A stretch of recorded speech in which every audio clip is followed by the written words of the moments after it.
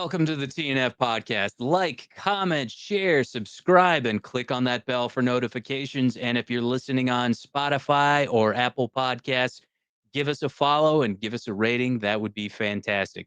Stay in the loop. We got a lot of upcoming shows for you that are going to be awesome. I think you'll really enjoy them. So stay dialed in. All right.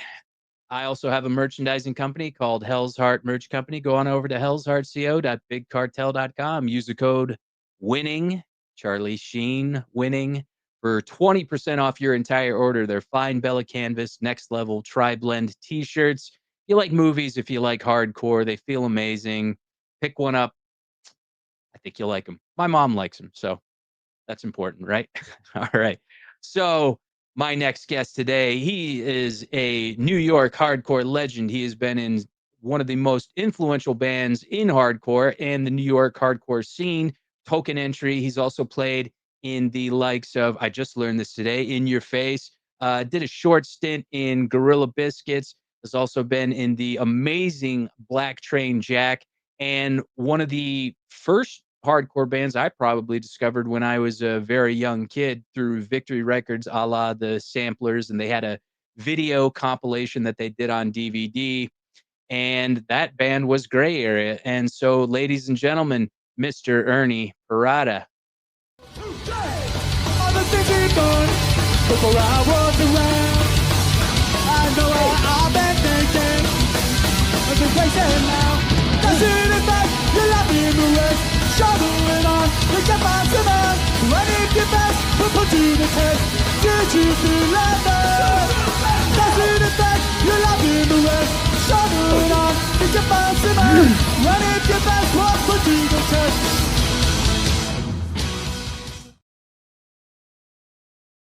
Thanks for being here, Ernie. Hey, thank you. Pleasure to be here. I love that song. Oh, great. It's a pleasure to have you. I love that song, by the way, Colossus. It's like Excellent. probably my favorite Gray Area song. Yeah, absolutely. Absolutely. You freaked me out a little a minute ago when you said that you heard about Gray Area first when you were a kid. That feels like yesterday to me. Well, I mean, like a super young kid, probably like 15, 16, I guess a kid, sure. Wow. 15, 16, I was already been playing for 2 years when I was 15 and 16. Yeah, exactly. I'm not of that era, but I absolutely love it. And that's one of the things I love about hardcore is being able to find a band, much like I do with film. Like I'll find a band or a film and I'll go back and I'll, find all the roots and all the things that, either the members or the director or something had done previously. And I think that's really what kind of makes hardcore so special. Excellent. Yeah. I like to do that with the influences. I'll hear something or I'll see, a piece of work of some type and I'll go like, oh, all right, now what was this guy into? Like how did he get here? And that always boats me out. Yeah. Absolutely. Yeah. Yeah. I love that. I'm a big fan of doing that, going back and digging around and finding that sort of stuff. So my first question for you, sir, is what was growing up for you like? What was your first kind of exposure to music? Like what sort of stuff did you have playing in your household? Did you have family members that played music? Did you play in any like high school bands? And then like, what was your first non-hardcore, non-punk rock concert? And then how did that lead into punk and hardcore? I know that's a very like multi-pronged question, but. Well, let's start from the beginning.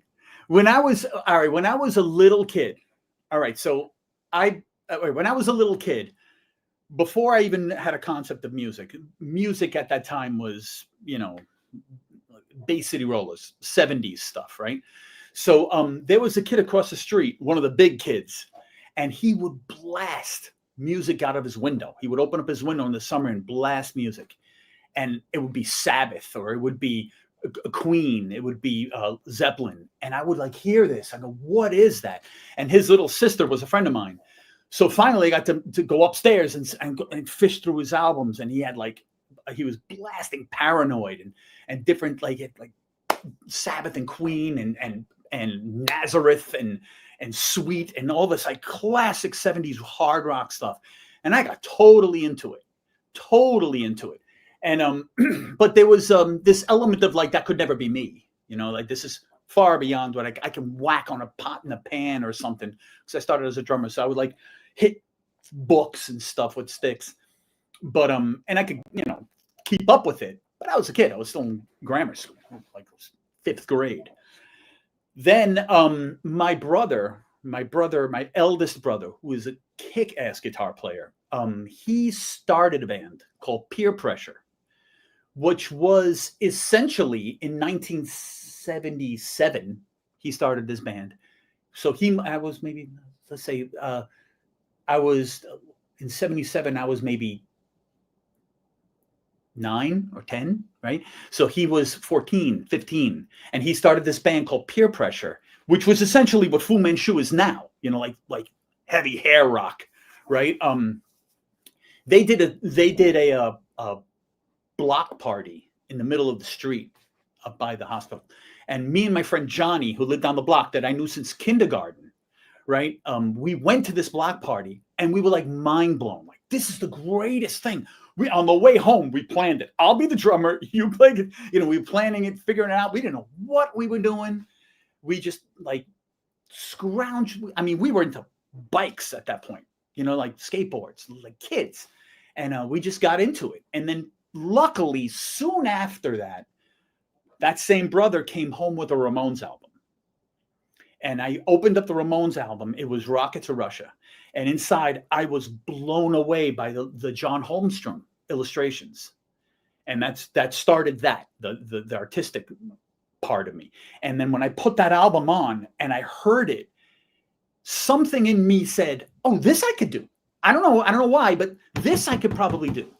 Right. So I started following that path down the road. Like from the Ramones, I became a big Johnny Thunders and New York Dolls and Heartbreakers and Clash and all the fan of that. And that all felt doable. So I would go down the hill to Johnny, and I'm about to start high school now. Right. So I would say like what age when you start high school? 14? 14 maybe? Yeah, 14. So I'm still in the 8th grade. So myself, am I? Yeah, I'm still in the 8th grade. So me, Johnny, who's a year older than me, Eddie, who was in Leeway, who had just moved to Astoria like weeks beforehand. He had no idea from anything but Van Halen and baseball. He was an absolute baseball nut, right? He was singing once in a while. And we had another guy that I went to grammar school with named John Pappas, who was singing once in a while. And again, we had a hard time finding a guitarist at this point. So we had this guy that unfortunately passed away that was also in our 7th grade class. And we put together stupid songs, Walk Your Dog, whatever. And we called the band Gilligan's Revenge. And we said, you know, I want to do this gig. Now, my father worked at Steinway Pianos with Davey Gunner from Kraut's father. Kraut is just starting at this point too. And we were friendly. So through one connection between him and Jimmy Gestapo and whatever, we got a show at A7. Now, A7 is like where hardcore began. And it was on the corner of Avenue A and 7th Street. And at this time, 81, that was probably the only building on the block with electricity. It was just a nightmare down there. You know what I mean? It was just abandoned. It was a hellscape. And but these shows were, I'm pretty sure they weren't legal. The guy that ran it, his name was Dave. So the show would start at like 2 or 3 a.m. It was really late at night. And I was 14, right? So we went down there and we did this show, and we did the 5 or 6 songs we had. And at this point in time, New York hardcore was Kraut, it was the Mob, it was Urban Waste, it was Reagan Youth, it was Bad Posture. It was whatever's on that plaque. It was whatever's on that plaque in A7. Just a handful of bands. It was an absolute total secret. It was not what it is now, right? So we did it. We covered Paranoid. We did a couple of different things. Eddie sang Paranoid, and that was it. The first show was in the books. And this was November 12th of 1981. And I was a little kid, man. Let's see. I was born in 77. So like 14 to 15 years old. And from that point, it never stopped. I just kept on playing. But the first thing that really got me to go, geez, I got to do this, was that block party. And the thing that made me say, I think we can do this, because I could never play what Peer Pressure played. It was leads, it was drum rolls, it was everything. But the Ramones I could do. New York Dolls I could do. You know what I mean? I don't know why. I just figured, like, just you learn this chord right here and you slide it up and down, and that's it. I'm good, right? If I can go really, really fast like this, I'm good. Let's go. We had a hard time figuring out how to tune the guitars. We had a neighbor come by and say, you know, we had no idea what we were doing, but we figured it out. And then in short order, we were moving on. Yeah, that's it. From Gilligan's Revenge actually spawned into Token Entry, no? That's right. Gilligan's Revenge Yeah. is one and the same. What happened was Gilligan's Revenge grew and grew and grew, and we got this guy to play guitar with us, and he kind of like forced us to change the name to Token Entry. But we had Anthony from Killing Time as our singer, as the last Gilligan's Revenge singer. And then when he left, which was we're just foggy on why and how we left, but when he left and we got Chunks, we kind of changed the name. Well, actually, we changed the name with him in it. But why we changed the name, I don't remember. It was not a good idea. Gilligan's Revenge to this day is still the only band name I ever really think was good that I was ever in. You like that name better than Token Entry? I like it better than Token Entry. I like it better than Black Train Jack. I like it better than In Your Face, The Arsons, whatever other band I was in. No, probably not Gorilla Biscuits, but that wasn't my band. That was there. But that's a great name too. I did a band called Higher Giant. Like Gilligan's Revenge was the perfect name, and we were forced to change it. I'd still be doing it today. Okay. Yeah. All right. Well, and you know, back to what was your like segue into going to like concerts and whatnot? Did you see any of the bands that you like Zeppelin or No. Queen or Black Oh, Sabbath? No. When I was when I was 11, my mom took me to see Jethro Tull at wow, the Garden. I was 11, so I had no concept of what I was even seeing. I had no interest yet. You know what I mean? But within 2 years, man, I was wearing a leather jacket and humming along to the second Ramones and album. the flute. Yeah. And then there was another watershed moment. Now, I don't know if this happens to you, but this happens to me a lot. I'll have a memory that I remember clearly, and then I'll tell that, and my brother will say, that didn't happen to you. That happened to me. And I know that happened to me. And it's like we both told this story so many times that I could swear to God that happened to me. And he's saying the same thing. But one day I'm getting off the bus coming back from school, and this kid, all of a sudden, right as you're stepping off, a bike goes by. Vroom, and it was like one of those, like an old bike with a high sissy bar. And this kid goes by with blonde hair, and he had the Clash written on the back of his jacket. And that was it. That's all you needed to know. Someone else in the world knows what the Clash is. So I had to go meet this guy, and that was Johnny Feedback from Crowd. And they just lived up the block. That's another thing that a lot of people don't realize. With the exception of the skinhead bands, with the exception of Agnostic Front, Warzone, Cro-Mags, and there are probably more, but I can't think of them. They're all the other hardcore bands are from Queens. And most of them from Astoria. Let's see. You got Kraut, you got Murphy's Law, you got The Mob, you got Urban Waste, you have Gorilla Biscuits, you have Token Entry, you have let's see,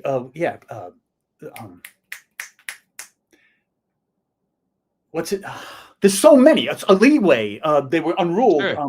That whole crew, that whole Astoria Park crew, Dijon and his, most of it's from here. So we were constantly surrounded. Like I'm never cared about the stuff that normal kids cared about, because I was part of a hardcore scene from the minute I was, graduated grammar school, junior high school.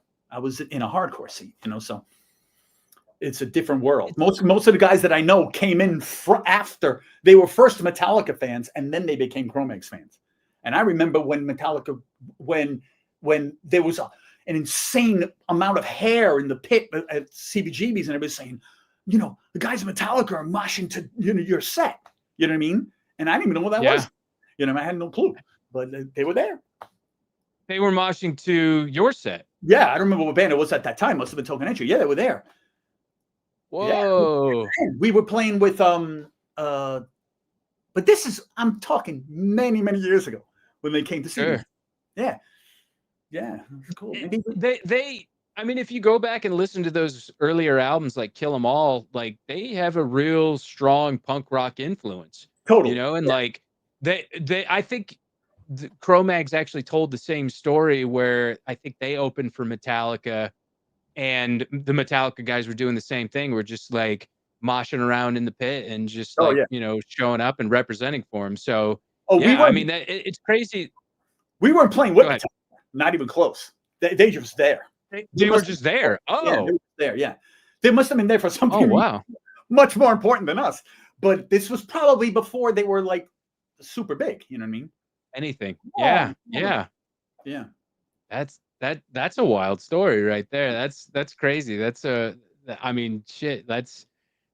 I would feel so flattered. I mean, but you know, at the time you had no way of knowing what they were going to become, you know, so you're just regular guys. I didn't know nothing from metal. Nothing. Wow. Yeah. That's wild. That's my knowledge of metal stops with the Cause for Alarm album, Agnostic Front. And recently, the guys in my band are making fun of me. I recently, just 2 weeks ago, discovered Megadeth.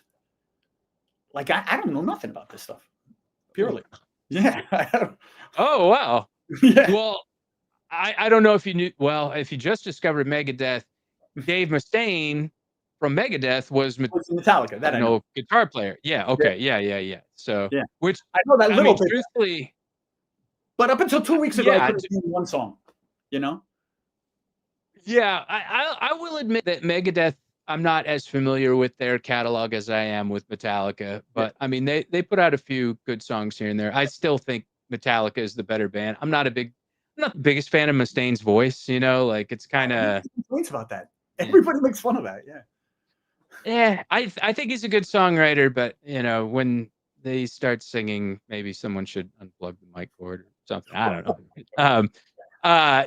It's really, I always hear stories about how that New York scene is like concentrated in such a tight nucleus, and everybody was friends with everybody, and you could see somebody you knew from a band walking down the street or something like that. And I unfortunately didn't get to grow up in that kind of scene. Like, you know, most of my formative years were done in North Carolina, where it's so spread out. It's so sparse as far as the connectivity of the scene. Like you have to drive a few hours to be over in the next city or next town or whatever, where the next thing is going on. So I really, I almost envy that, you know, because I wish that I'd had that. And it kind of permeates into the music too, where, you know, friends, family, you know, united brotherhood and things like that. And I just think that's what's so amazing about New York hardcore.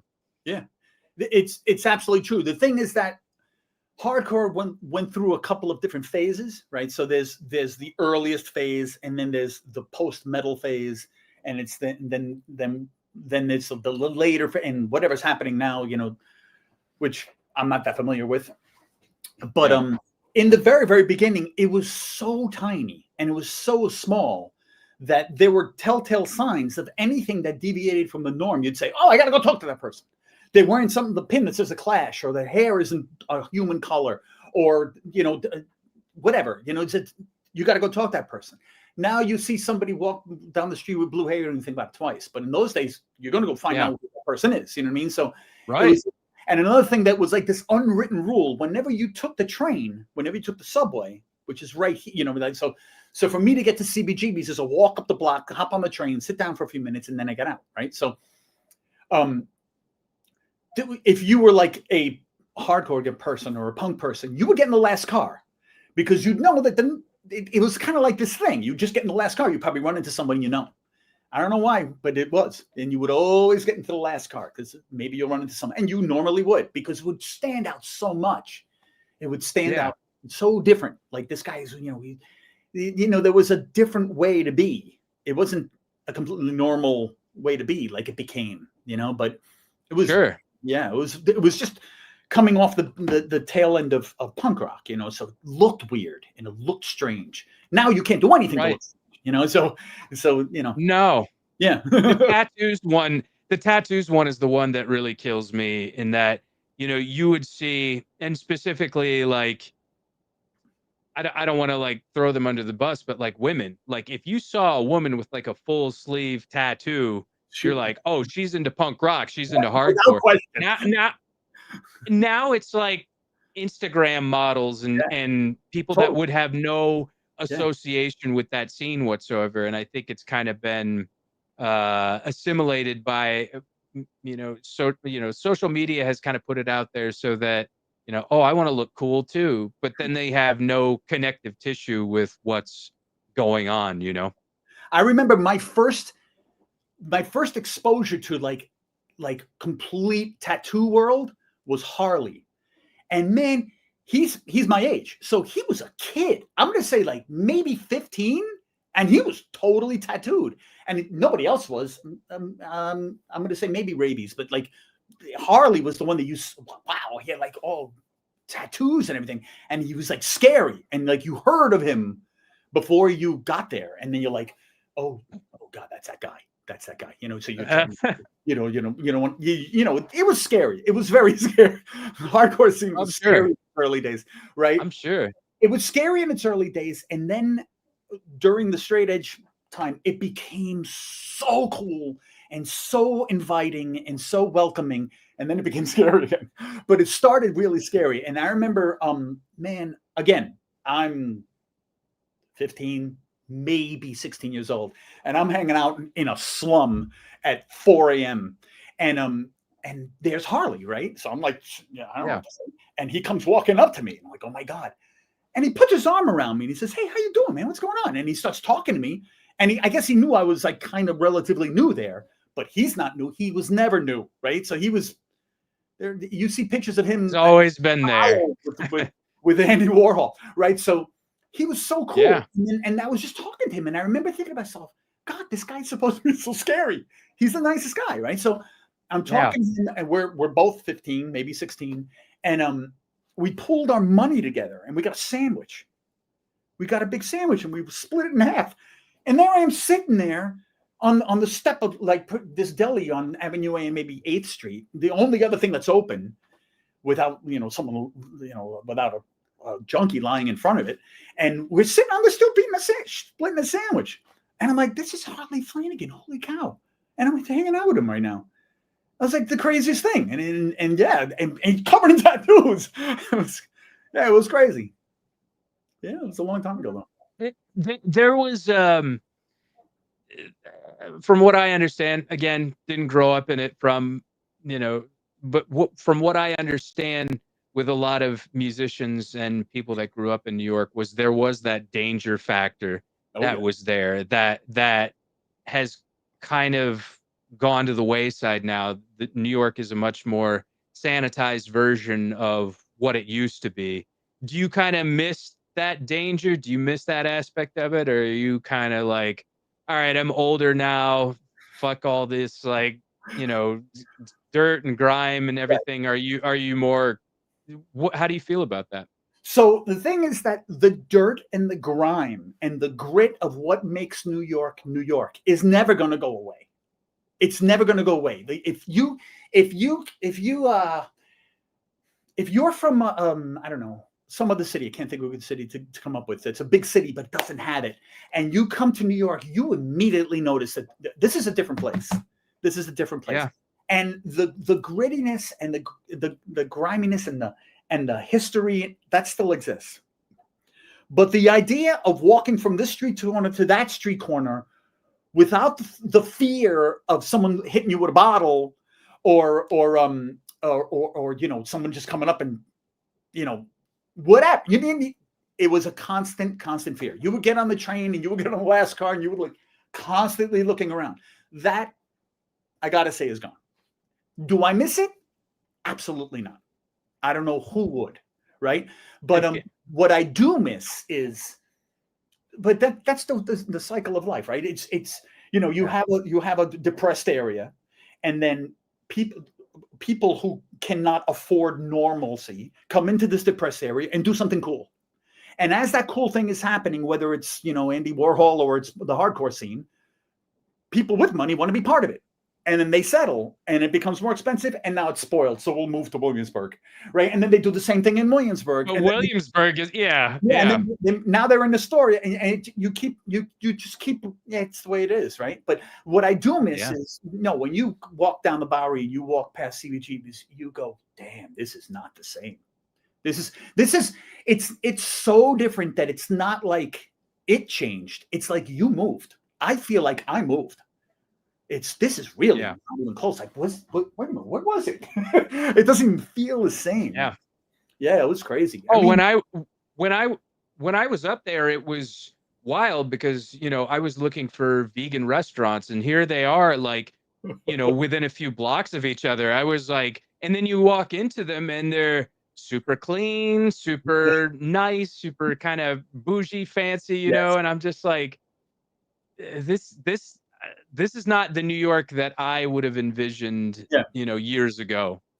Yeah, but if you moved here and you went to work every day and you came back every day, you'd say, "Oh, this is the gritty New York that still, it still exists, man. It's still there."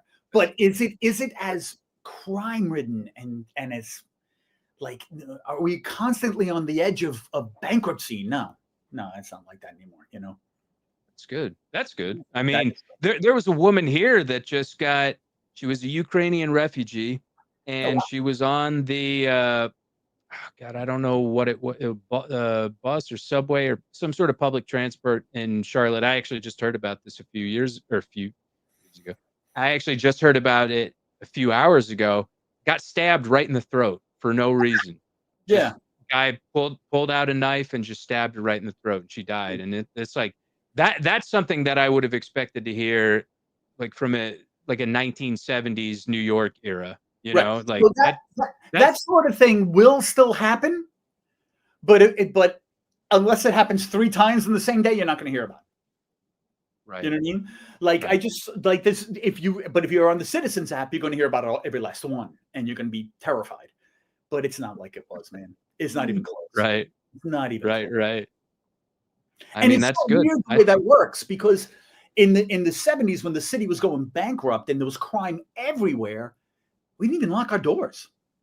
I mean, my basement door didn't even lock on it as a kid. It was one of those skeleton keys you can open with a popsicle stick. And now that it's 1,000 times safer, everything is locked up. I don't know. We're so much more afraid now than we were then, and it was way more to be afraid of then. So go figure. I don't doubt it. Now let's talk about Token Entry a little bit more. What was shows playing? What were shows like for you guys, and what was touring like for you guys? What do you take away from all that? What was your experiences like? So Token Entry was I was the drummer in Token Entry. So I didn't have the kind of control and input. I kind of did, but not like I did in every other band, right? So Token Entry went a little bit off the rails, and it started to be a little bit metal. I was doing the double bass thing and everything, and it just went a little bit off the rails. But after that, when I reined it back in and it went back to just being a straight hardcore band, then it kind of really took off. So it was something. We were doing really, really well. I'd say that the pinnacle of it was the first time I played with the Bad Brains. So we did Webster Hall, which was then at that time called the Ritz, and we played with Murphy's Law and the Bad Brains, and it was insane. It was insane. So that's where I met the Bad Brains, and they took a liking to me. So they, Dr. No produced a couple of records, and we Black Train Jack toured them a decent amount after that. But and their manager became our manager for a long time, Anthony County. Oh wow. Yeah. So so I really appreciate everything that guy taught me. I still quote many of the things that he's taught me. But I remember in Token Entry when we first went on tour. Hold on a second. Oh, you're good. It's too cold in here. too cold in here. So when we first went on tour, the first tour we did, we didn't know what the hell we were doing. We had a van, we just got licenses, and we had a van, and we drove all the way to San Francisco, and we had like maybe 3 shows booked. And when we got there, we ran out of money.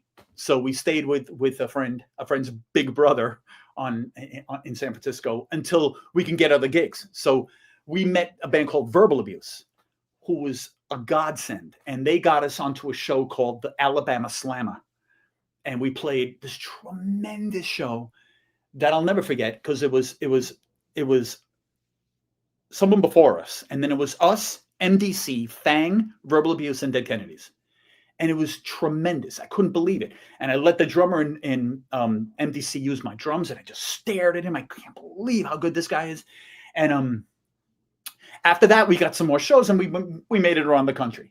But the next tour we went on, we did it right. So we booked shows around down south, and we didn't know there was this band called Affirmative Action. I think they were called Affirmative Action, and they had a drummer, funny guy. His name was Mario, and he would find out where we were playing, and he'd call up and book himself on the tour.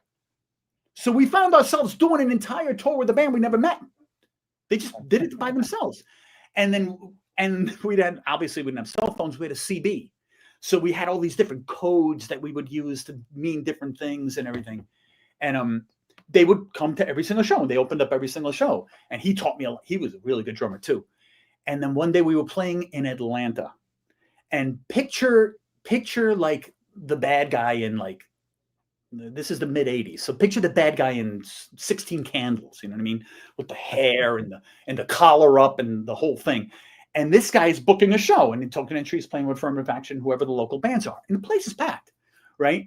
So some kid comes up to us and said, that guy, I don't remember what his name was, obviously, he's going to give you a story that they got robbed. They're not going to pay you. And so, what were we going to get paid? I don't know what it was. You should get out of here now. Get out of here now. Leave now. Right? So we thought about it and said, yeah, maybe we will. Whatever, man. I'm not going to take this. Right? So we started to unload. Right? And Mario, the door to the backstage opened. And when you open the door, the drummer's back is right there. And I screamed at him, keep going. We'll unload you after this. Okay. And he kept on going. So we unloaded. And as we're bringing things out, people see it and they go, where you going? Where you going? And this is like, I think Atlanta, Georgia, maybe. And they're getting angry, really angry. And they're screaming and they're yelling and they're freaking out. And we're like, oh, it's too late. So Johnny starts explaining to them, screaming the story that guy just told us, right? Apparently, this guy has done this before, came up with some scammer. He's just not going to, he's a scammer, right? So they turned and they ran into the place and they started this insane ruckus, right? So we're taking Mario's drums and all the amps and we're putting them in this van and we're trying to get out of here. And then the next thing I know, man, I swear, one thing I'll never forget, I go back in to get something and the t-shirt, they had like a t-shirt table. It looked like where Lucy from Peanuts had her like psychology thing. They had like a board. It was made out of wood and plywood. Was up in flames, man. There was fire inside the building. And I was like, well, man, we got to get out of here. I'm in Atlanta. I'm a minor, right? So we got out of there, right? As fast as we could. And we're flying down some Alabama road and fire trucks are going this way. And we're like, get the hell out of here, man. I was never so scared in my life. And that was, it was terrible. And I think they burned the place down. I don't know what happened. I never asked. Oh, shit. It was crazy. It was crazy. Oh. That was like the second tour ever. Like maybe the fourth show of the second tour ever was terrifying. Yeah. Oh my God. So did okay. You said that this other guy had figured out, that this guy was going to try to scam you guys. Yeah. Did they ever aside from that incident, did they ever kind of deal with him appropriately? Did he ever book? I have no idea whatever happened. Shows again? I have no idea. Never asked. I wouldn't even know who to ask. Okay. And if anybody, I should post that. Does anybody remember that? because I would love to know what happened. I would love to find Mario actually, because I haven't talked to that guy in 35 years. You know what I mean? But boy, Wow, that was crazy, man. That was dude. nuts. Yeah, and it's interesting. You were talking about he would book shows, Yeah. uh, like shows on your guys' shows. I've actually done that before, and it's super effective because it's like you just figure out the routing of where somebody's gonna go, and then it's like I'm gonna book that show, I'm gonna book that show, and just ask the venue promoters to throw you on the show. So that guy, he's pretty smart. Yeah, I'll give it to that him. was a long time ago. That was a long time ago. Yeah, and I never asked, how did your parents feel about you being a minor and doing all these, hardcore shows? And I mean, did they ever hear this story about almost burning down the venue? Probably. I probably told them. I don't remember, but yeah, it just wasn't like it is now, man. It just wasn't like it is. People weren't that afraid. Yeah. We weren't that afraid. Whatever. We just got in. Yeah. Maybe I wasn't a minor. Maybe I was 18. I don't think so, because I think it was Okay. the summer during school, and whatever. We would do a show. We were stupid, man. This is the difference between you get old. Yeah. Hardcore and like DIY music is a bad business decision. Well, at least it was. Now it could be a career, but it was. We would get into the van and drive to Kentucky for one show. We played with a band called Loudness. I think they were a Japanese band, Loudness. Did you ever hear them? No. We went all the way down there, played with this unbelievable metal band from Japan, I think. Drove all the way back.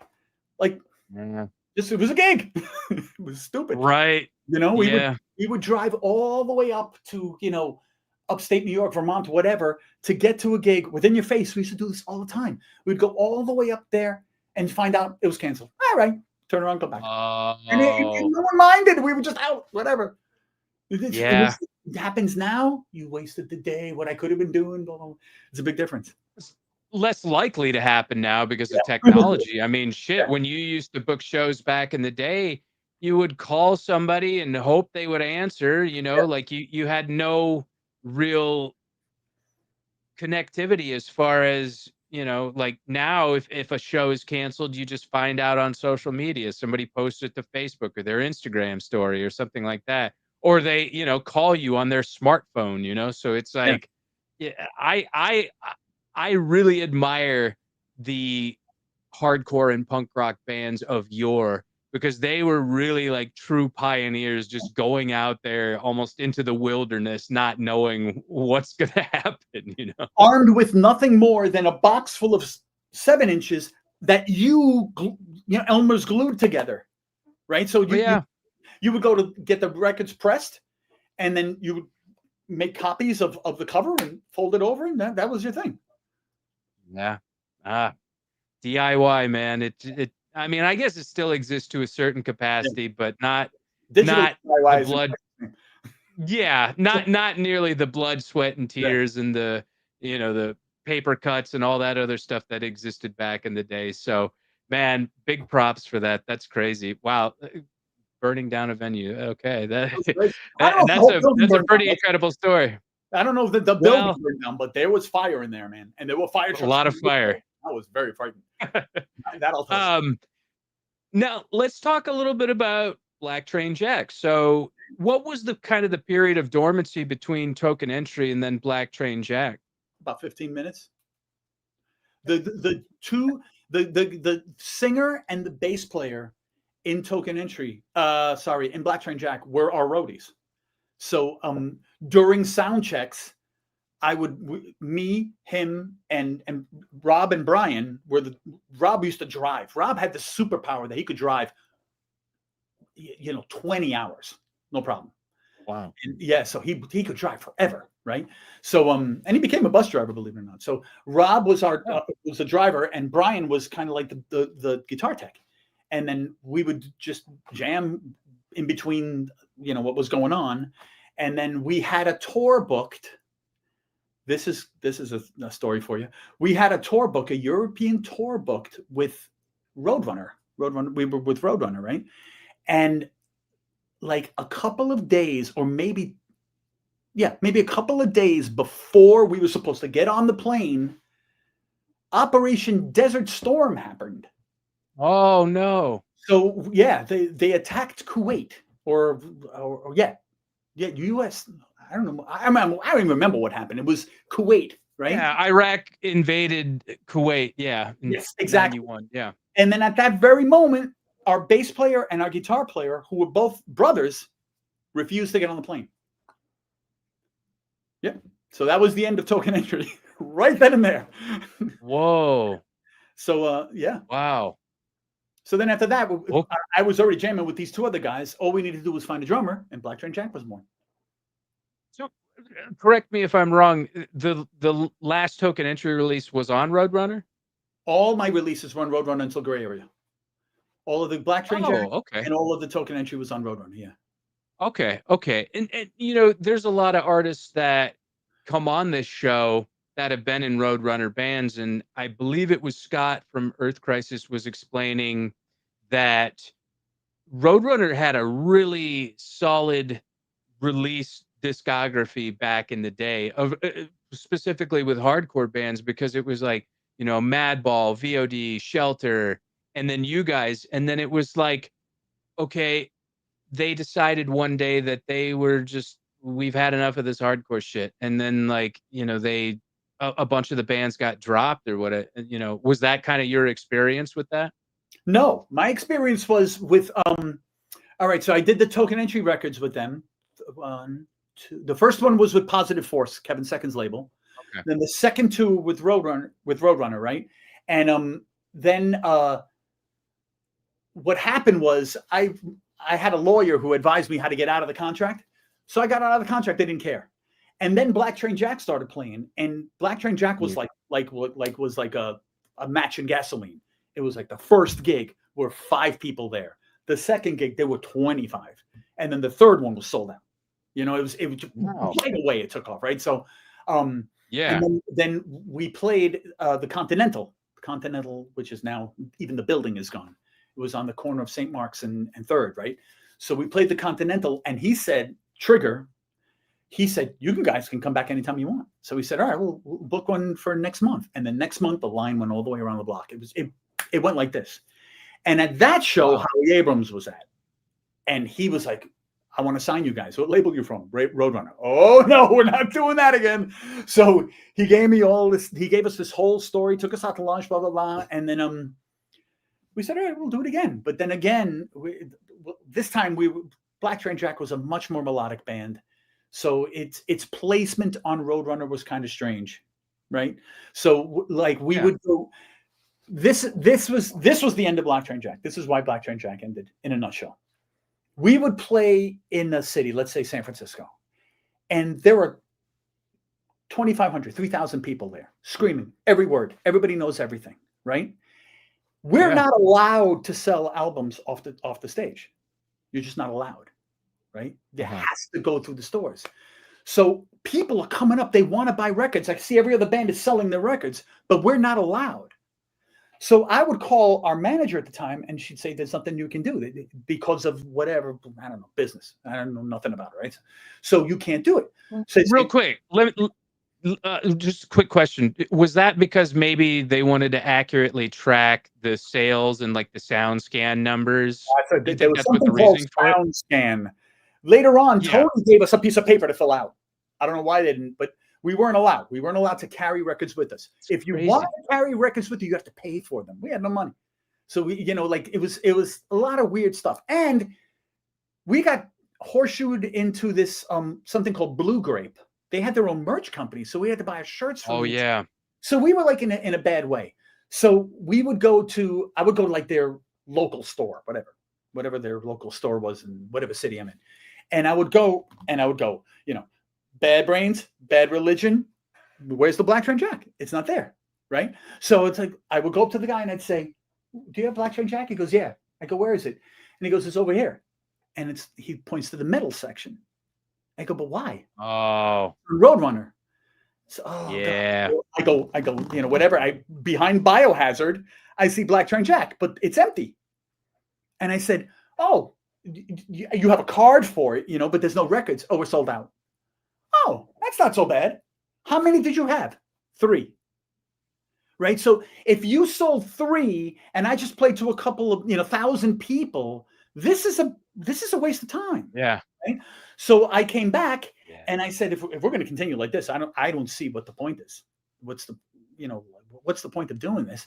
And that was pretty much Right. the end of Black Train Jack right then and there, right? Because I couldn't see, like, giving up month after month, or week after week for what? You're not getting paid much at these gigs, and you can't sell stuff. You can't grow unless they go to a store to buy that, and that they don't have, right? And I'm not like in some store. I'm in the main one, and they don't have it. So it just seemed like a waste of time. So then when we did, then after that, I moved to Gray Area, and Tony would just send you records, and we would sell them like they were like hotcakes. It would just going fast, Yeah. And then we would fill out the sound scan thing. You guys are doing great. So whatever. Yeah. Yeah. I mean, that's just crazy to me. I mean, you'd think that they would want to sell more records. That's the craziest thing I've ever heard. I've never heard of a band not being able to sell their albums at the shows. And that's then they just would so say weird to me. Wow. They would give us this story, which again, I might be, talking out of turn, because the business side of pretty much anything, I don't understand, right? I'm strictly the creative arm. I don't understand anything of the business. I had Nick in Black Train Jack did all the business, and Vinny in Gray Area did all the business. So, but they would tell us that, I don't remember, there was a distributor. Now, these are the days of CDs. We're past albums, which is weird. They would send it when we did Gray Area. Tony would send us both CDs by the case and albums, and we would put albums down, and kids would come by and say, "Oh, how much for the calendar?" They had no idea what an album was. They only knew CDs. How weird is that, right? Yeah, that's how old I am. But detached. That's what it was. It was impossible to get by, but Tony hooked it up, man. He would ship them to us, and we would just sell them. I wanted to, John Cuccinello from OS 101, Hogan's Heroes. Oh my God, is the greatest. Yeah, I know that name. Good dude. Yeah, good dude, Johnny Miami. Which I'll take a quick opportunity. Hide this. Why won't it hide? I don't know what's going on here. I'm trying to hide the comments box, but it won't. John has a token entry chip. A book. Oh, yeah, a token entry chip. We had these Pete Kohler from Sick of It All. I mean, a long time ago. He worked in like some type of place where he would make like ceramics, I guess, porcelain. And he gave us each this little, like a necklace, like a little circle that had it was green, had an arrow on it. And they all had black ones with a little alleyway dragon on it. I'm like, this is the coolest thing in the world. So I figured out how to make them out of plastic. And then I would give them to the tightest friends. And I think that guy has one. Oh, no way. Yeah. Wow. How many of those exist? Very few. Very few. Okay. I had one to show you. Cool. You don't have one? No. Oh, okay. I'm thinking, interesting. Would there be something lying around? No, definitely not. Yeah. I wanted to take the opportunity. John actually has a really cool book called Come Inside and Meet My Punk Rock Family. He describes it as a kid's book for adults, which it is. It's like an illustrated book, and it's got all these prominent figures within the hardcore scene and hardcore bands and whatnot. It's a really cool book. It's being distributed by revhq.com, and 12% of the proceeds go to the St. Jude's Children's Hospital. So pick that up. I wish my copy was near me. It's somewhere. It's close by, but it's not anywhere within close proximity to me. But you should definitely pick up a copy of that, and please support John. Anyway, so my brother, back to Black. My brother What's that? My brother has a book called somewhere below 14th and East. There's this girl. Her name was Karen O'Sullivan, who used to go in the very, very, very earliest days of punk rock and hardcore and just take black and white shots. And he collected them all and put them into a book, and all of the proceeds go to her. She died. That's beautiful. MS. Yeah. So yeah, it's nice. It's all over the internet, Wow. posting all the time. Yeah. Wow. Yeah, I love stuff like that. The almost like coffee table artwork where it's just that old, the history and the photos and whatnot. That's really cool. That's awesome. So where's that available at? That's a good question. Amazon? If you just, I think there's a somewhere below 14th and East website where you Okay. can pick it up. Yeah, Excellent. So definitely. pick a copy of that up. Anybody who's listening, that would be great. It- Also, was we old. were talking about Pete Collar. Uh, Pete just dropped some new designs for Sick of It All. There's a Lou design and there's a Pete design. Proceeds will go to Lou's cancer battle benefit benefit. What's the word I'm looking for? Uh, Battle. funds. It's Yeah, a well, yeah. I mean, benefit. Yeah, I guess that's a good word. But yeah. no, the proceeds will go for Lou's cancer treatment. That's better. Yes. Um, so I picked up both of them. They're really cool designs, so check those out. But with no reward, you guys have a baseball cover, like it's a baseball themed, and I just because it's in the current ether, I would love to hear your perspective on the Phillies Karen. Oh well, okay. To be honest, to be dead honest, I'm a childhood baseball fan, childhood Yankee and Met fan, but Okay. since I'd say 2011, maybe even earlier. No, maybe since around 2012, maybe, or maybe later. Right around that time, when my kid got involved in it, I became a Knicks fan, and all I care about right now in sports is the New York Knicks. So I Okay. haven't been following baseball that much, but I do know that guy's kicking ass. But as far as sports, I'm a Knicks fan. Oh, but you haven't heard about what happened with the Phillies game? Oh, with the girl that stole the ball. Oh yeah, okay. Yeah. Who is their home run hitter? The Philadelphia. Uh, uh, fuck. Starts with a B. I don't Oh, remember, but oh yes, yeah, yeah, that lady. Yeah, but she lost her job because of that. yeah. She got fired. Really showed her ass. Well, it's like, it's interesting to hear all the armchair baseball players and fans like talking about, oh, that ball went straight to her. It's fair game. It's like, no, that's not how it works. I don't think you understand. And some guys were calling the dad like a wimp because he gave it to her. And I'm like, Yeah, I'm like, no, he was the bigger man. He yeah, took the whatever. high road. Exactly. And then they won out after that. Yeah, Like the exactly. Marlins and the Phillies, like both hooked You his can son up, you so can see when she came over and started yelling at him, he was like, "Oh, whoa, whoa, whoa!" Like he was startled. yeah. He had his, no idea. his reaction was hilarious. He was like, ugh. I was like, "What? What?" Yeah. So yeah. Mega Karen, yeah. Well, but at the same time, I don't know how you feel about this, but her actions were shitty. She did a vile, despicable thing. But is it really worth like doxing and scorn and I mean losing your job? I don't know. Like I couldn't agree with you more. I Yeah. don't know. I don't know if that's a little excessive. Like maybe a reprimand or something like that. But I mean, yeah, what she did was pretty shitty. Like I said, it. But I don't know. What do you think? Do you think that she deserves the complete scorn of the internet? Uh, I don't think anybody deserves the complete scorn of the internet. That can get pretty heavy. But to lose your Right. job because you made some stupid mistake because you're a bit of your personality isn't 100% in tune. I don't know, man. Right.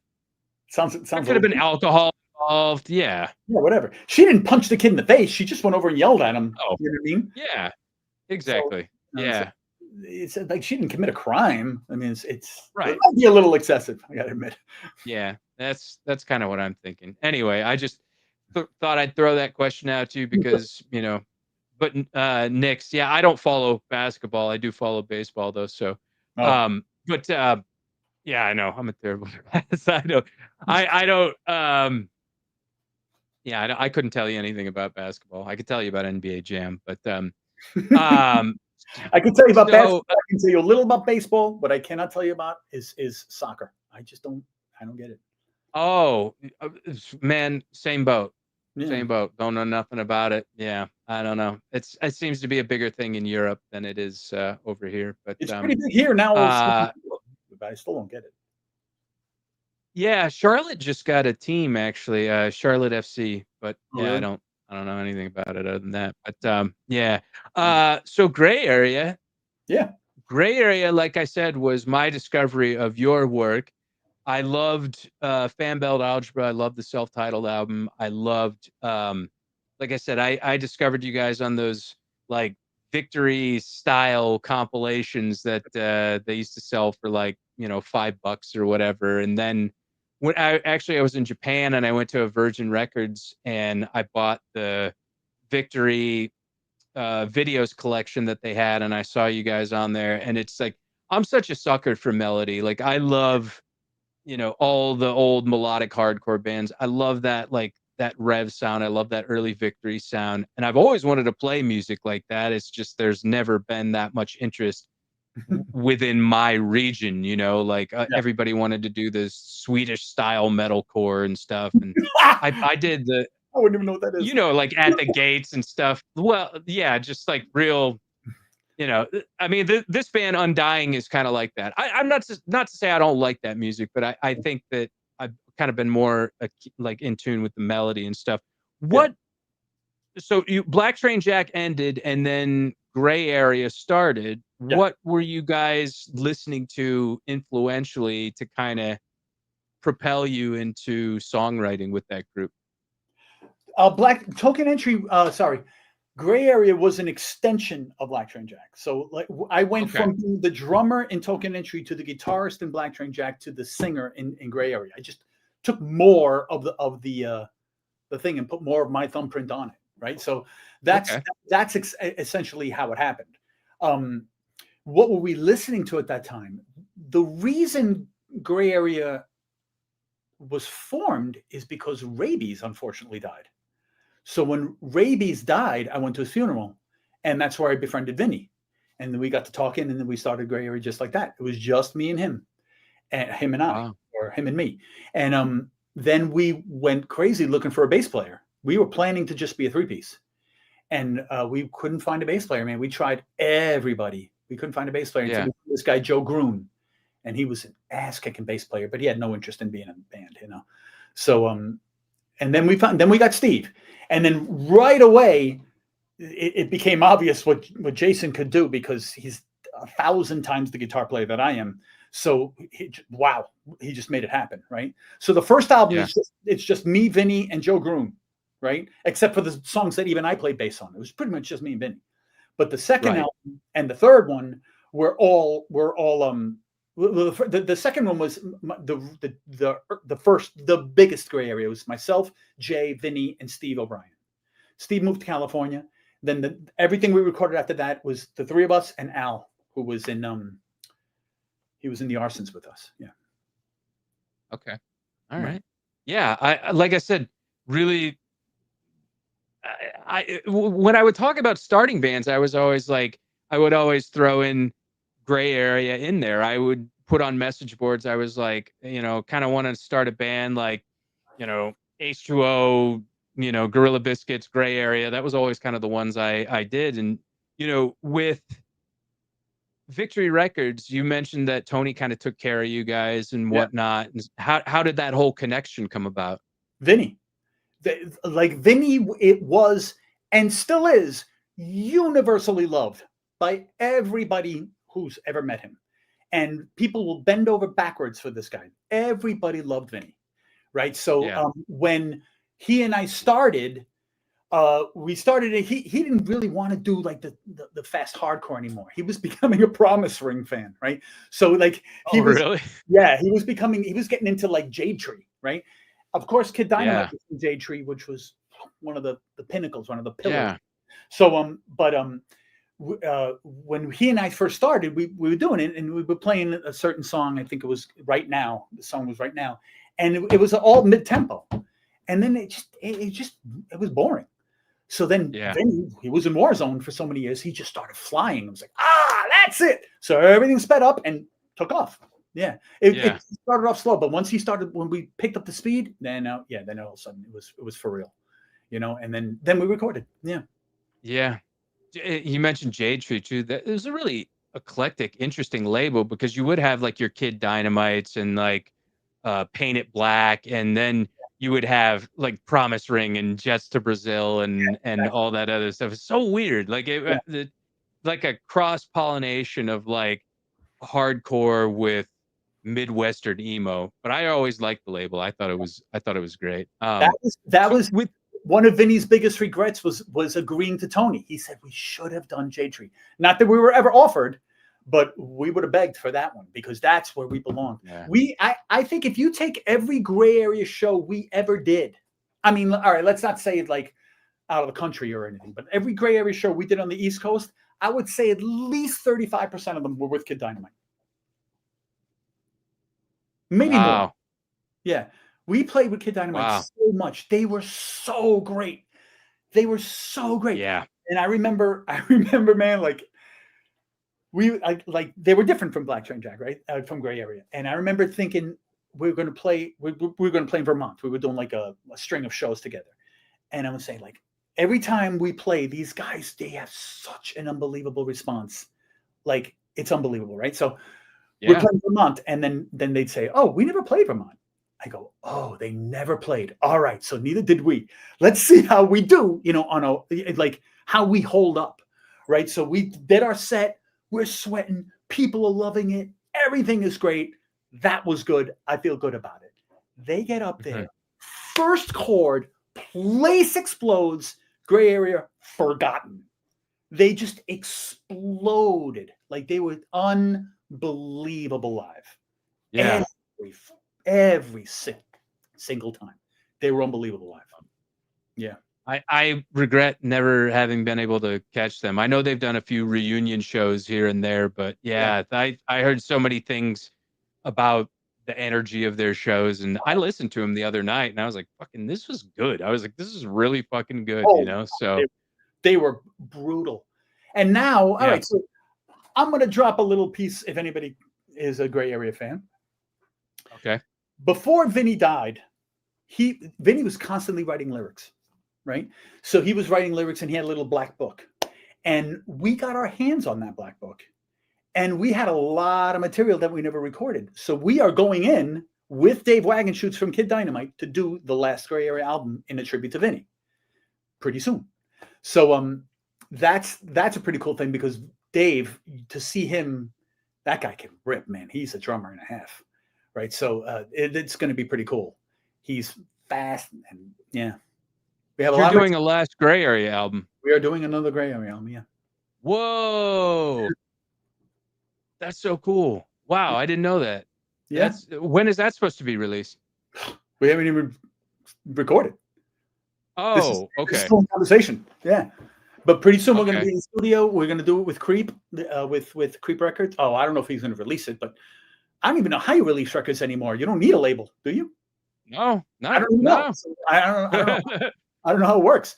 I was talking to somebody who was telling me, "Oh yeah, that there's some major label is here," and I was like, "Oh wow, that's cool." And their answer to me was like, "What can they do? Who cares?" And that's just a mind twist for me. Like, how could you? I guess you're right. What are they going to do? Yeah. I worked at the Warner Brothers building in Los Angeles. I actually had a band that was on Warner, an imprint of Warner at one point. And I worked at the building, and I was like thinking to myself, I was like, is this going to not exist someday?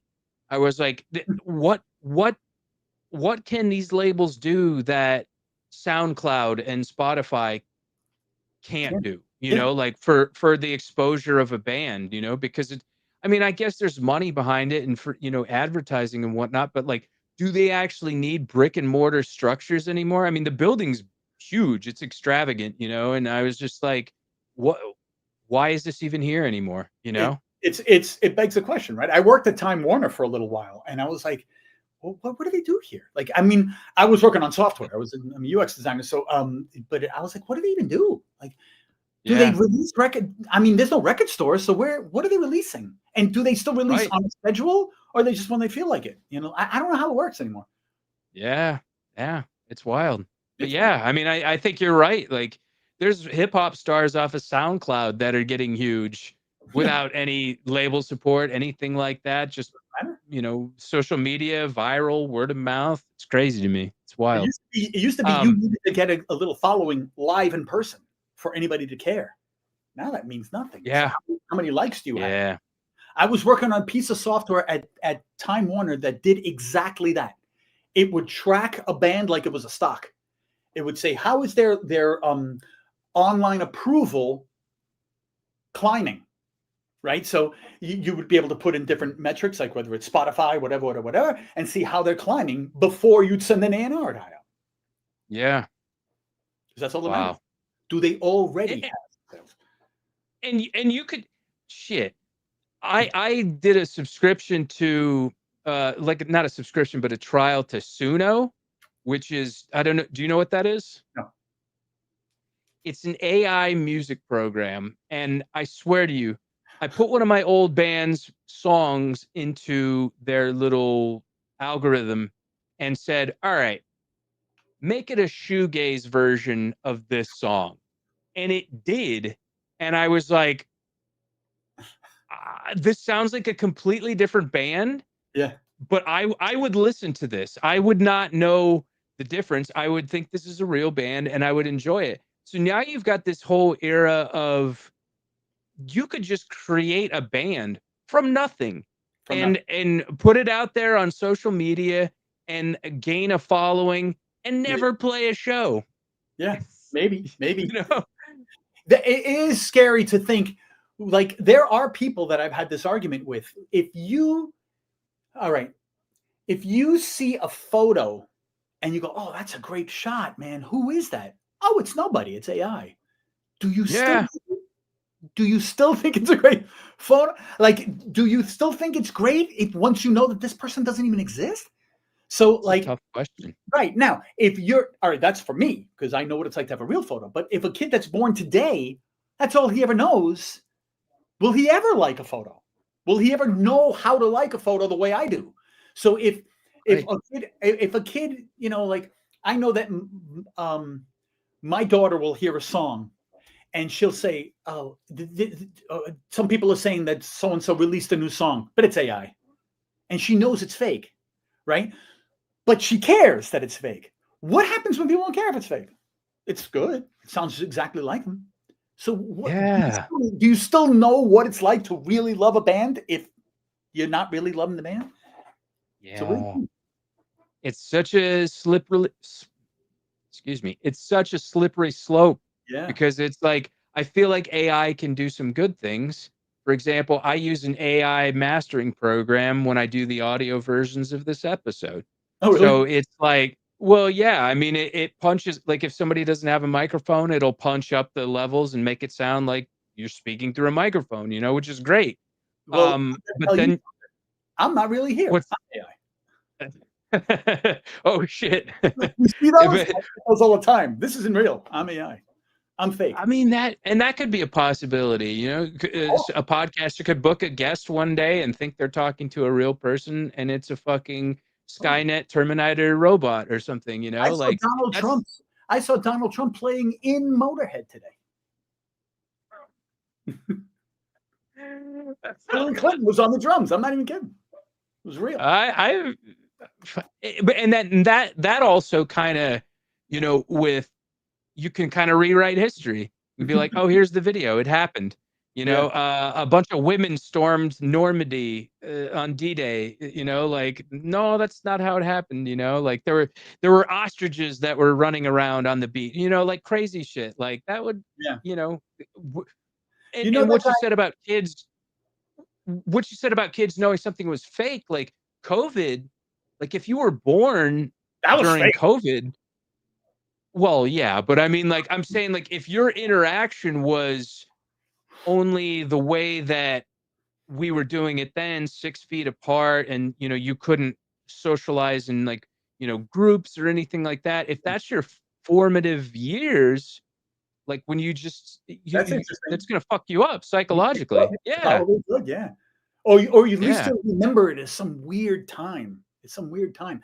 Like for instance, when a couple of years back we had a blackout, a really big blackout, and Mhm. all of New York got like the power back 12 days before my area.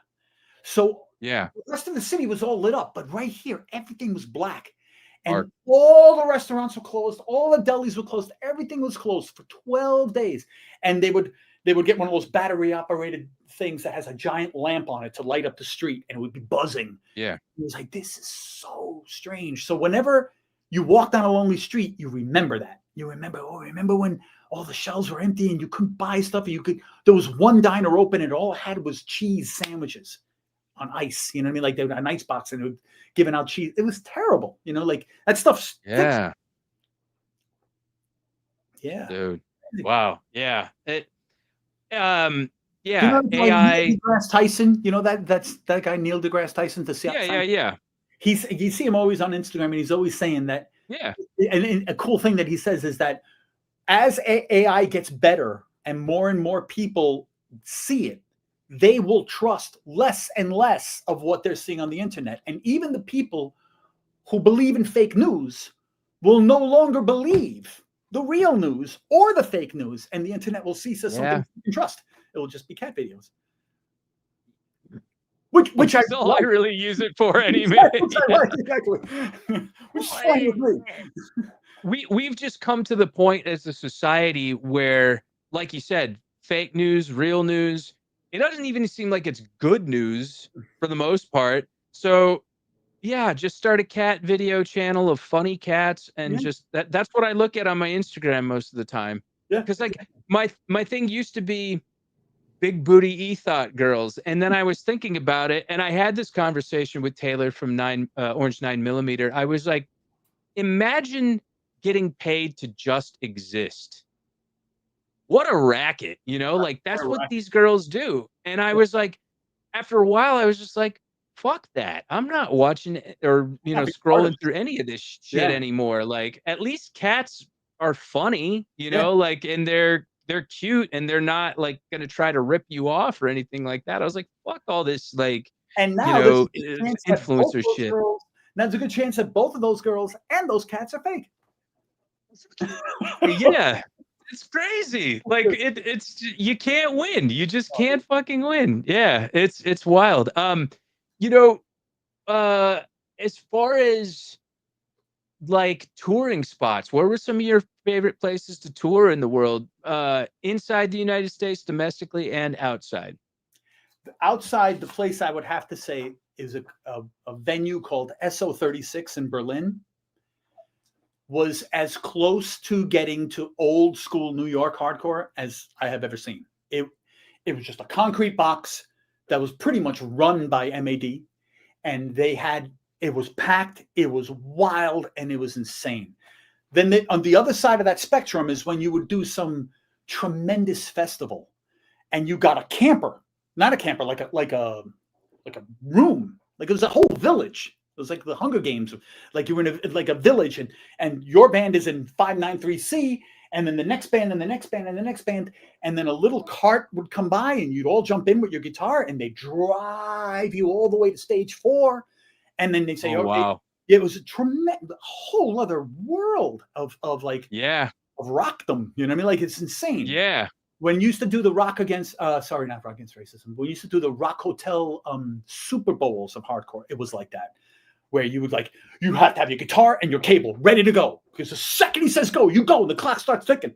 And you gotta run, go to the sun, out. You know what I mean? Like they were like on sketch back in the days of Chris Williamson. It was strict, to say the least. Those Europeans are efficient, man. Yeah. They were those festivals. I'm trying to remember the Gross Rock. Is that one Gross Rock? I've heard of that one, yeah. Gross Fest, something like that. We did it, the area did it. It was tremendous. I can't believe, like, it's like Woodstock. The people go back, and some of those people are looking at some other stage. It's just crazy. It's huge. Yeah. Yeah. Yeah. Wow. And domestically, where did you like playing aside from New York, of course? Well, I have fond memories of certain places. One of them is when we first, on that first tour, when we went to San Francisco, we played a place called The Farm, which was an actual farm. And we played there, and that's where we met 7 Seconds. And that's how we released our first album, because of Kevin Oh, Seconds. wow. And yeah, we were touring before we had a record. We had those singles that we those EPs that we glued Yeah. together, and maybe 40 shirts that we printed in my basement. So Farm. I really love The Farm. I really love this. There's a place called Gray Area. Used to play all the time at a place called Reflections Hall, which Okay. was like in a little town.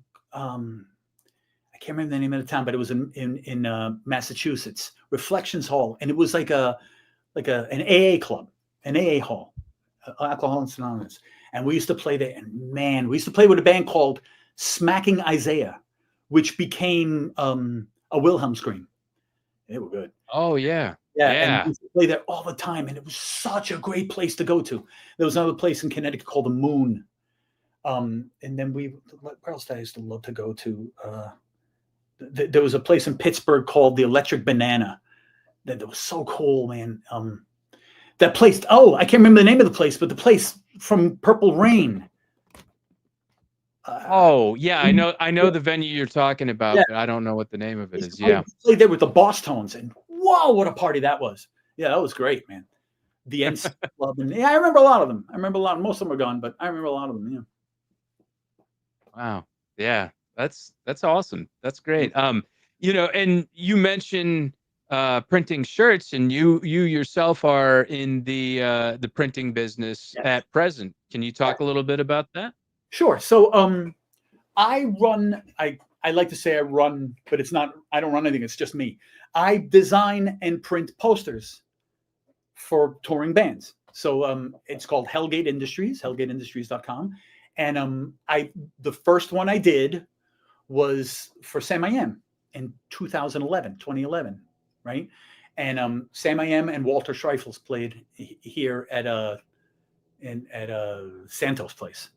And then after that, I hooked up with obviously Sick of It All. I did like 3 or 4 Sick of It All album covers too, but I do all their posters. And then when I hooked up with Rancid, and I hooked up with Gaslight Anthem and Fu Manchu, and now Dropkick Murphys and Bad Religion. So I'm doing like this branding for these tours, and I have like 13 years worth of posters up on that site. Most of them are sold out because they're all limited edition. They're not all limited edition anymore, actually. I will do a limited edition of 100, but then like Fu Manchu will call up and say, I need another 100. So those won't be signed and numbered. They're the same exact print, but I won't sign and number it. And that's it.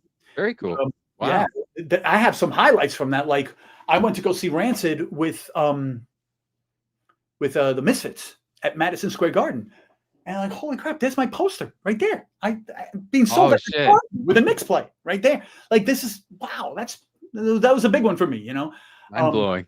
Yeah, it's pretty cool. I remember when that first started, I didn't take it serious like I don't. I'm not a businessman. You know what I mean? All I wanted to do was draw a picture and put a band's name on it. You know what I mean? So right. I connected with, thanks to touring, I knew a lot of bands. So I connected with what's the name of that band? Propagandhi. All right. Propagandhi. I connected with them. And I said, I got this thing. I'm doing posters. And oh yeah, Ernie, what's up, man? You can do it, sure, whatever you want. Yeah. So I did a poster of them, and I never thought of it. I made 70 of them. That was a big job for me. In those days, I had to make 80 to get 70 good ones. So I went with 70 to the show, and he looked at it and he said, "Oh man, this is so cool!" And he took a picture of it, and he posted it onto Instagram. And instantly my phone starts going, ba-ding, ba-ding, ba-ding, ba-ding, ba-ding, ba-ding, ba-ding, ba-ding, 70 gone in 5 seconds. And I was like, holy cow, the power of the internet. And now I just sold 70, and I just gave him the entire amount. Oh my God. So I said, dude, I gotta print another 70. He's like, go ahead. So then I Oh, knew that dude. if I posted it, it would work. So that's the deal I have with every band. I will give, like, if it's a normal size band, not if it's Bad Religion or Gaslight Anthem, that's tremendous, right? But or Rancid. Yeah. But if it's a normal size band like Sick of It All or you know, like regular band, right? So I will give them 100, and I will print myself 100. You sell yours, I sell mine. No money exchanges hands. Completely free, right? So if I sell mine, I make my money back and a little bit on top. And if they sell theirs, they make their money without ever costing them a dime. So that's the deal that I keep running, and it keeps working until I meet up with Rancid and they need 3,000. You know, so that Right. so that I just, you know, Man. That's so cool. Wow. I'm gonna have to consider you to, if I ever want to do some posters someday, I'll definitely consider you, because that sounds super cool. Silk screen? All of them are screen printed downstairs in my garage. Yeah. But like a silk screening process? Yeah. I have a vacuum table I made out of wood from Home Depot, and a vacuum cleaner that goes into it and hinges, and I print them. That's so cool. That's so What's cool. the jets, man? Yeah. As far as like arts and media and, you know, things, literature, what are you watching right now? What are you listening to? What are you reading? What do you got? All right. So I'm not watching anything other than, like, to be honest, oil painting demonstrations. That's it. I've been painting for a long time. Yeah, I love that stuff, right? And, but I love that. And I haven't really, what I love to read is detective stuff. So I'll just read anything detective related or anything political, right? So I'll read politics and I'll read detectives. And what am I listening to now? Recently, believe it or not, I've been like, I love the algorithm. I love I star something, and then all of a sudden I start getting more like it, and it takes me down a certain path. So I've been listening to like old rock, like old early metal, like Nazareth and Sweet and things of that nature. And Rainbow. Yeah, that sort of stuff comes up, and especially when Ozzy died, and then I just like started revisiting all that Sabbath stuff, and then it brings up more and more of it. You know what I mean? That's what I've been listening to lately. And but I don't know if it's a popular opinion, but I really, I mean, I hear it's got to be a popular opinion. They're huge, but I really like this Turnstile. I like that Turnstile album. A lot of people really seem to like him, and I've only heard a limited amount of their stuff, but yeah, they're getting respect from a lot of the new kids, a lot of the old hands, the old heads, you know, like, so like, yeah, they're doing something right. It's like they're a hardcore band that figured out this thing that they can do a little bit to sprinkle in, right? And that thing, wow, it was such a contrast. I hate to say this, but it's almost exactly like what Black Train Jack did in the New York hardcore scene. It was such different, definitely, switch that we were like, do you want to do a Super Bowl of hardcore? I don't think that we fit on that. Oh, yes, you do. So we would do Super Bowl, and people go nuts because it's so different, right? So they figured that out, and then on the next album, the Pink one, which is by long shot my favorite, they dialed that up, and there was a lot more of it. This new album is strictly that. They almost got rid of the real hardcore stuff, and they're just doing what the people want. You know what I mean? But the album before it was still moving in that direction, and I love that record. Yeah. How do you feel when bands do that, though, when they kind of almost completely do a 180 from their original sound? Do you feel like it's, okay, this is a natural progression of the band, this is, you know, this is where they were kind of destined to go? I don't want to say this in Turnstile's case, but do you feel like it's ever been exploitative to where a band's like, we're just going to cash in on this sound? Consider the alternative. The alternative is, we discovered something that we do and is us, but we can't do it because the people that like us now are not going to like it. So let's You know, let's keep doing the thing that we know works versus doing this thing that might work, that it's what we're naturally moving into. I take that Mhm. side. You know what I mean? Yeah. God knows that I've been in many a hardcore band where I was like, man, what if we did something else sometimes? You know, like moved it over a little bit. And that's essentially what Black Train Jack and especially Gray Area became. Moved over into something much more melodic. But Yeah. Yeah. No, and you know, now that you mention it, I can definitely hear the Roots Turnstile. I wouldn't be surprised if they were fans of Black Train Jack, because you can definitely like I would, hear a lot of similarities, you know? yeah, Yeah. I would be honored. Yeah. I know that their manager was a Gray Area fan because I've contacted them 100 times to do a poster. I would love to do a Oh, poster. really? Oh, they have the coolest visuals, man. Turnstile.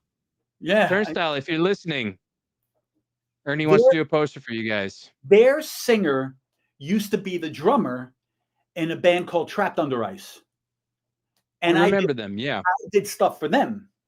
So I was just Mhm. hoping that I could somehow parlay that relationship into this Sure. much bigger thing. Sure. You know what I mean? But Yeah. it doesn't happen. Doesn't happen. You know, I never thought I would get to I'm do re so much more than I did. I'm really surprised that sometimes people who actually listen to the show, I'm like, "Oh, so and so listens to the show? Oh, shit," you know? So, Turnstile, maybe you Yeah, guys that listen would to be the awesome. show. I would love it. Help I out would love Ernie. He wants to do some work Turnstile. for you guys. Yeah, so I would love to do a Turnstile. I would love to do an Iggy Pop, but I'm not gonna. I would never Ooh, do it. I would never do it without explicit permission. I would never go out and like when sure. we were on tour. When we were on tour, a kid would come up with 50 posters and just drop them. They sell them. You know, go ahead, they're yours, and Right. he's going to sell his own. And I'd be like thrilled, excellent. But not everybody Yeah. feels that way. You know what I mean? It's not the same No. in every way. So I would never do that. I would never do something without explicit, express permission. But if That's I could good. do something for Iggy or go back in time and do something for the Clash, it'd be awesome. Yeah. Mhm. Yeah, that would And be dope. Wait, real quick though, Knocked Loose, are you familiar with them? Knocked Loose. I am familiar with them because they played with Sick of It All a bunch of times, but I don't know them. Yeah. No.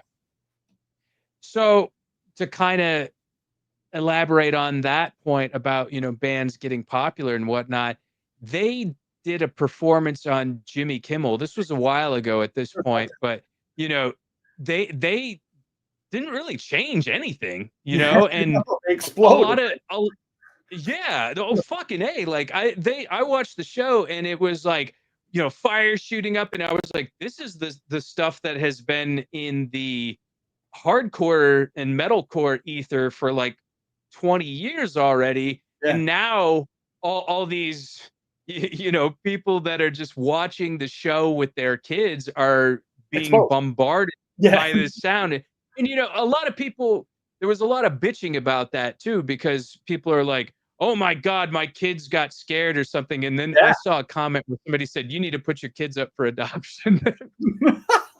Oh, that's terrible. That's Yeah, it is pretty bad. But then you think about Elvis back in the 50s and how aghast at all these parents were. Oh my God, that guy's up there shaking his hips and doing all this other stuff, you know, for and me. like I don't see it to be much different. Like this is just the way that the sound is going. Like what's you For know? me, for me as a kid, that was the Sex Pistols. When the Sex Pistols happened, it was like this is a threat at our very lives. This is a problem that needs to be solved. And like, oh, that's cool. I like that. You know You're what I mean? like, I love it. Yeah, I love that. That they're a problem that needs to be Yeah. solved. Like, oh, what are they doing? And they were awesome. You know what I mean? But that's Yeah. when, yeah, that's when someone, yeah. And then he actually, well, did he die or did he kill his girlfriend? Somebody, he died in Sid Vicious, he Vicious died over here on 23rd in the Chelsea Hotel. Yeah, I remember that. It yeah, was yeah, a big yeah, deal. It was a big deal. I was yeah. a little kid. That's Man. a good movie too, the Sid and Nancy with Gary Oldman. Gary Oldman like sells Sid Vicious like so well. He's fucking great in that. But It is. one question I want to ask you is, what is one piece of advice that you would give to your younger self? Um. All right. All right. So this is what I would do. It's going to sound a little pessimistic, but This is what I would do.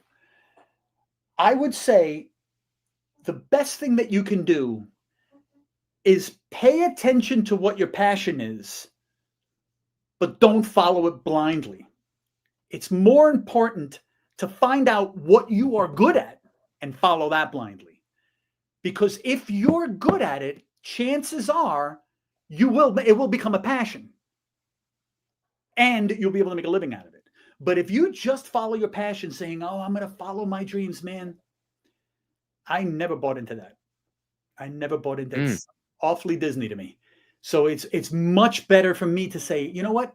I really, really love you, dude. I would love to be able to.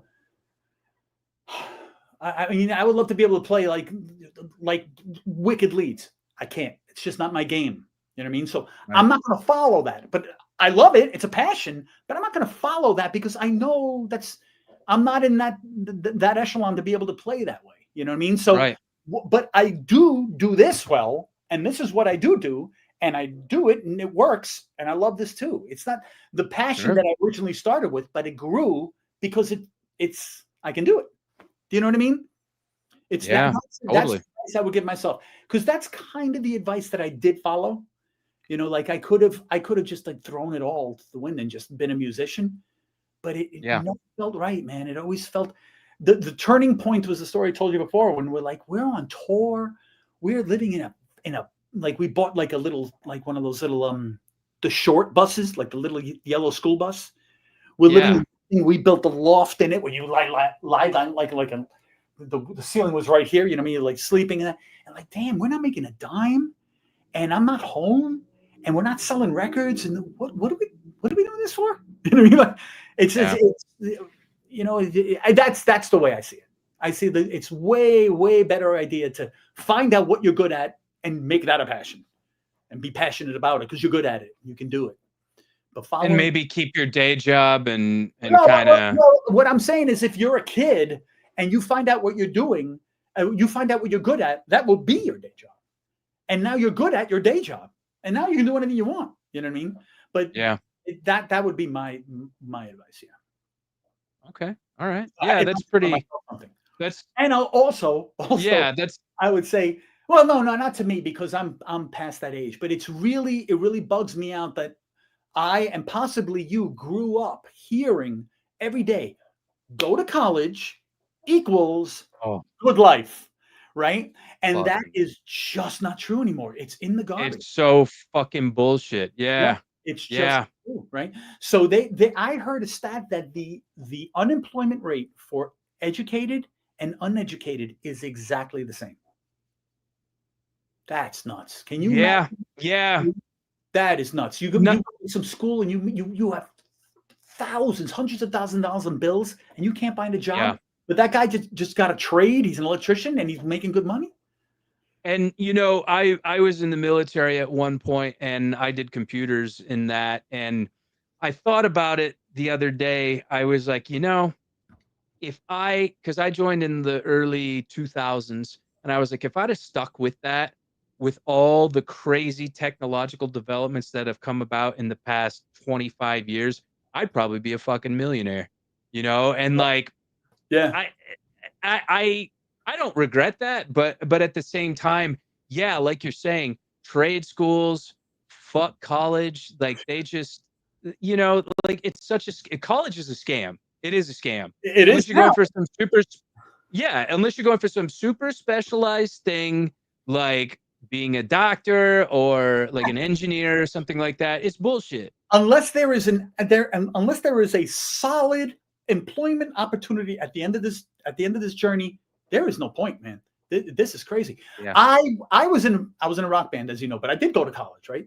So I was in a band, and then when Black Train Jack stopped touring and I started Gray Area didn't tour, you know, constantly. So I got a job painting murals in like offices and buildings, right? Cool. And the guy that I was painting with was like getting into the airbrush, and we were like, at this point in time, I don't know if you remember, there was a whole trend of motorcycle customization television shows. There was Orange County bicycles and all this stuff. So he said, we should do that. I said, man, I would do that in a drop of a hat. So we started a little company, and we said, we're ready to go. So we had portfolio stuff, and there was a bike shop down the street. And I went to them and I said, we'll do this tank. We'll do a bike for you. We can customize it. No problem. He was psyched. Oh, everybody wants that. All right, great. First client comes over.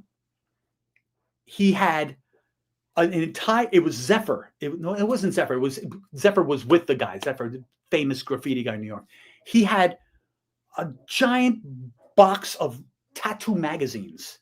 And he said he wanted tattoos all over the bike, which is really, really hard to do, as you know, because it's fine. And the airbrush is about, So we're like, how are we going to do this? So, but where'd you get all these magazines? And he said, my wife is the art director. Can I give her a resume? Yeah. So I gave her a resume, and they called me in, and I started doing illustrations for International Tattoo Monthly. Then as I'm sitting there, like 2 or 3 weeks in, again, this is going to sound really dated, man. I'm sitting there, and this guy comes in, Tom Kincaid, and he's standing there next to the publisher. And the publisher was this woman. She had a cigarette, and she had red lipstick all over the cigarette. The company did did International Tattoo Monthly and 15 porn magazines and International Tattoo, right? So she'd come in, she'd say, we're going to do this new thing. I don't know how to explain it, but the magazine is going to go through the telephone to people's computers, and they're going to be able to see it. They're hooking up the computers to the telephone, and I don't know how to explain it. This guy's going to explain it. And this guy set on to explain HTML1. And I was like, this is the greatest thing ever. What is this? How are they going to, everybody's going to have Quark? We were working in Quark. Everybody's going to, how is this going to work? So I got into this, right? I got into this internet stuff, and whoosh, it flew. And then you could go outside with a resume and go like this, and you'd be hired. And I went to this company called agency.com, which was huge. And then from there, they all got eaten up by the advertising companies. And then I went to that. None of this was planned, man. I went to school to be a teacher. I was an art teacher for 4 years, and I quit. Oh, wow. I quit to go on tour with the Bosstones. Yeah. So do you regret that, or no? Not at all. No, I don't regret. No. I regret losing my license. I should have kept my teaching license because I could still be a teacher now, but I don't have a license. But no, I'm good now. But yeah, I quit, and it's funny because Todd Friend from H2O was also a teacher at the same time, and we used to commiserate over it. But that's the way it is. I didn't plan any of this. It all just happened all on its own. It was at the wave call. I was just in the front of that wave until now. UX. Yeah, that's life sometimes, man. It's unpredictable, and sometimes it takes us in good directions, and sometimes it takes us in directions that we're not sure about. There can be troubled waters, and then eventually it's just, peaceful and serene, and we're doing what we love. So exactly. That's good, man. That's really good. That's really good. Go ahead. Like, am I passionate about UX design? Yeah, I do it really well, and I like doing it, and I like thinking it through. But if you would have asked me 15 years ago, I would have said, I don't even know what that is. No, there's no planning it. It just happened. You know what I mean? Right. Yeah. That's life sometimes, though, like you said. Yeah. Now, where can we find you at? Where can we find Hellgate at? And you mentioned that when does the recording for the Gray Area last release start?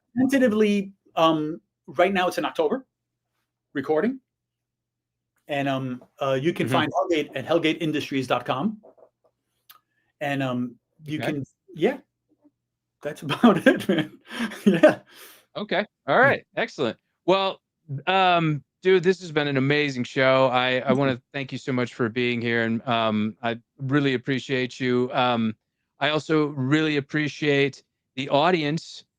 Please support Ernie at Hellgate Industries, and I'll put all the social links on here if you're interested in following all the Spotify, Apple Music, all that stuff. But as I had mentioned earlier, I have a similar sounding company name, Hell's Heart. Hell, that's a good common theme right there. Yeah. Hell's Heart merch company. Go on over to hellsheartco.bigcartel.com. Use code WINNING for 20% off your entire order. They are really awesome, fine Bella Canvas t-shirts. We just did a drop for Tawny Kane and the Triangles. If you've ever seen the movie Terminator, the music that is playing whenever Sarah Connor's into tech noir, that's Tawny Kane. She used to be married to Jonathan Kane from Journey. She gave us her blessing. We did a shirt for her. Nice. There's going to be 101 designs, like the T-101 in Terminator. The first 25 prints are glow in the dark. Oh, wow. 3-color glow in the dark. So you gotta, anybody that's listening, check that out. They're, like I said, limited edition. Please pick one up. And as I had mentioned earlier, just please do me a favor, like, comment, share, subscribe, click on that bell for notifications. Oh, wait. JD, we got one question here. Learn it. Oh, he just says learn to trade. Late to the stream. Good on you, John. Oh, thank you. But like I said, like, comment, share, subscribe, click on that bell for notifications. And if you're listening on Spotify or Apple Music, give us a follow and give us a rating. That would be most excellent. All right, everybody. Namaste. Jobless. Be good. Ernie Parada, thank you so much, sir. Thank you so much, bud. Take it easy. Hell's Heart, life's a game. Money, power, the price of fame.